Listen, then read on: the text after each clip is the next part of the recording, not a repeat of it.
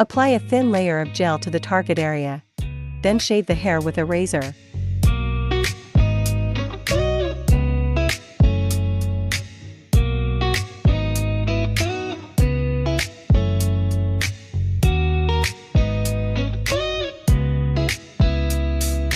Clear away the shaved hair.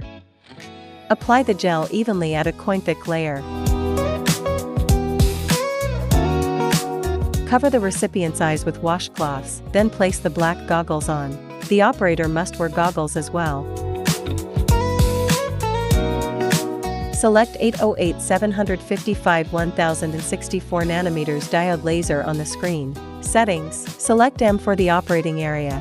Click on the model's arm. Select 2-4 skin tone. This can also be adjusted according to the user's needs. And then click to select SHR. Time, 5 minutes. Pulse width, 50 Hz. Frequency, 5 Hz. Grid size, 3 square centimeters. Cooling level, 4. Use stamping techniques across the target area, ensuring full contact between the treatment head and skin.